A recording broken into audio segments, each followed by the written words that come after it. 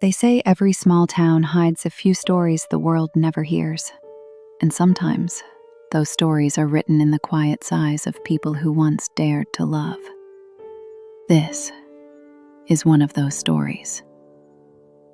The Shadows of Betrayal. This story begins in a quiet town, far away from the noise and glitter of the big cities. It's a place where time seems to move slower, where every stranger has a story, and where silence often hides the loudest emotions. I came to this small town to start a new job as a nurse at the local hospital. Everything was new. The faces, the roads, even the air felt different. But the biggest problem wasn't work. It was finding a place to live. The hospital had assigned me a residential unit, but it wasn't available yet. The nurse currently living there hadn't moved out. Her name was Evelyn. Everyone at the hospital knew of her, but no one really knew her. She had resigned just a few days ago, and there were whispers about why. Some said she had a breakdown. Others said she'd gone through something terrible. But no one really talked about it openly. With no other option, I went to meet her. When she opened the door, I was struck by her quietness. Evelyn was in her late 20s, maybe early 30s. Fair, graceful, but with eyes that looked like they had seen too much pain. She welcomed me inside politely. Her home was clean, perfectly arranged, and smelled faintly of lavender.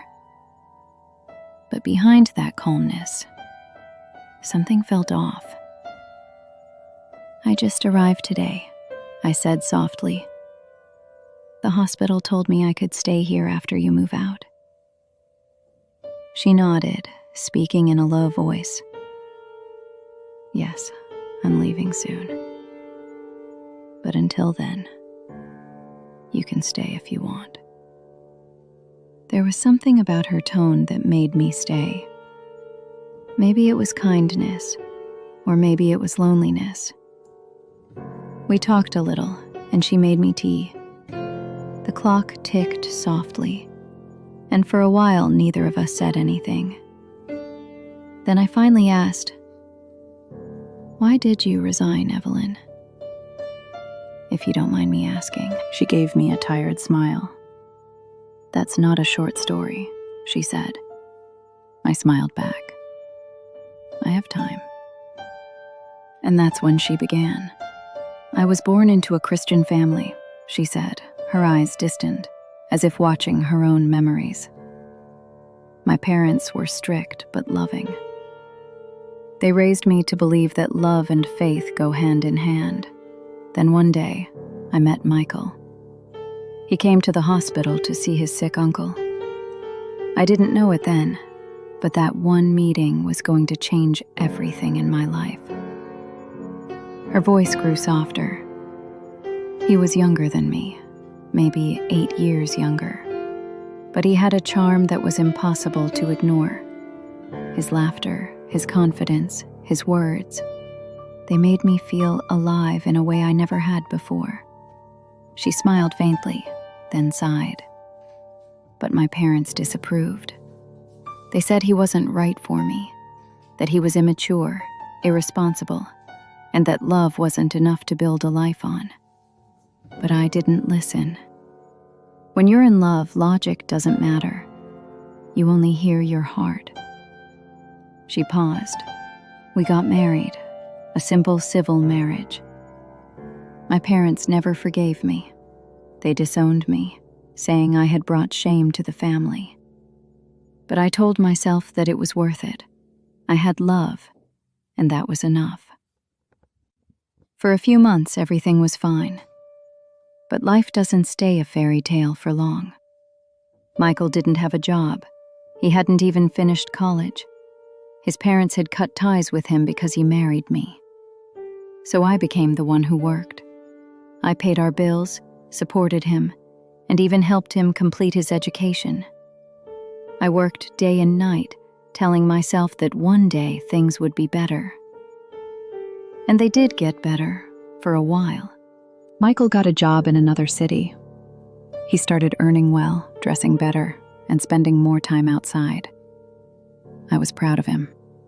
I thought my sacrifices had finally been worth it. But slowly, things started changing. He began visiting his family again, first on weekends, then more often. He'd come home late, always with an excuse. I noticed new clothes, expensive shoes, perfume I didn't recognize. And when I asked about it, he laughed, said I was just being insecure. Then one day, a friend of mine came to visit. She lived in the same city where Michael worked. When she saw his photo on my wall, she froze.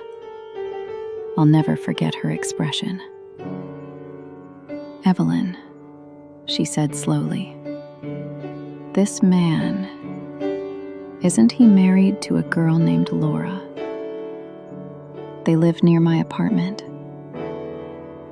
For a second, I couldn't breathe. My whole world went dark. I confronted him that night.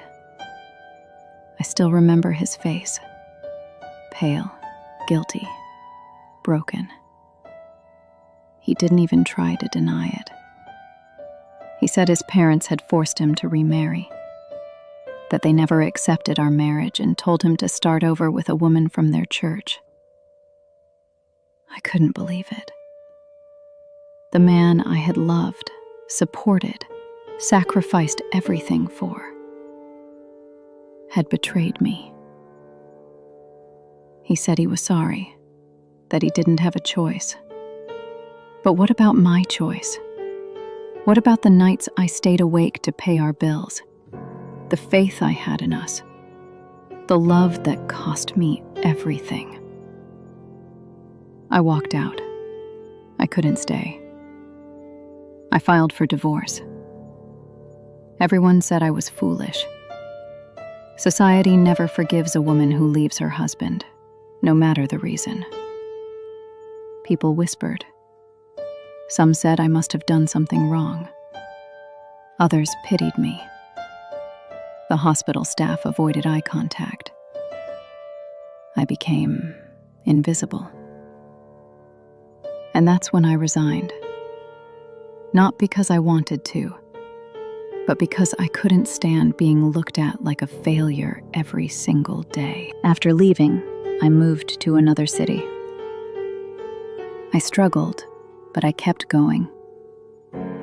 Life wasn't easy, but I told myself that pain doesn't last forever. Years passed. I rebuilt myself, piece by piece.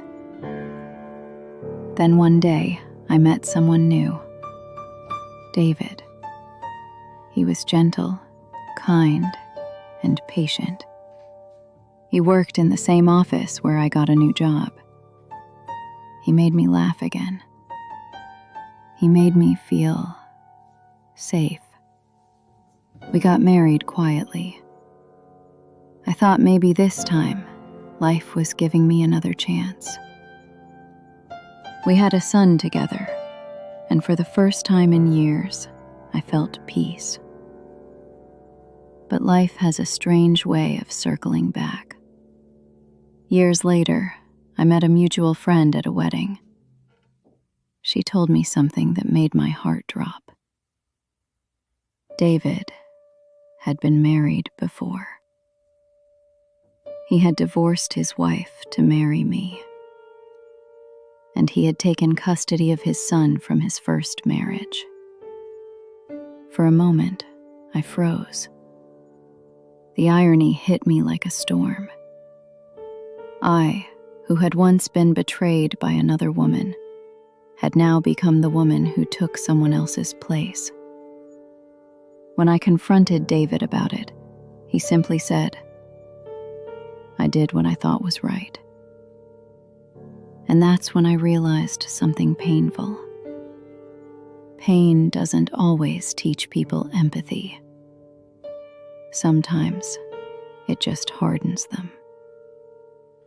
Evelyn looked at me with tired eyes and said, maybe I did wrong. Maybe I became what I once hated. But when you've suffered long enough, your heart stops asking what's right or wrong. It just looks for peace, even if that peace comes at a cost. Her words stayed with me long after she left, because that's the truth about betrayal. It doesn't always end with forgiveness.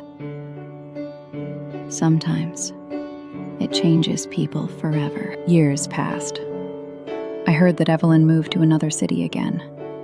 Some said she found stability, others said she kept to herself.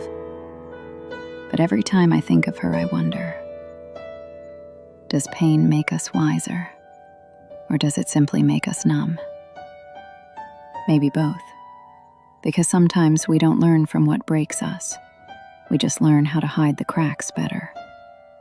Betrayal doesn't always come from enemies. Sometimes it comes from the ones we love the most. And when it does, it doesn't just break our hearts. It changes the way we see the world. So if life ever tests you, choose to heal, not to hurt, because revenge and resentment may feel powerful. But forgiveness, that's what truly sets you free.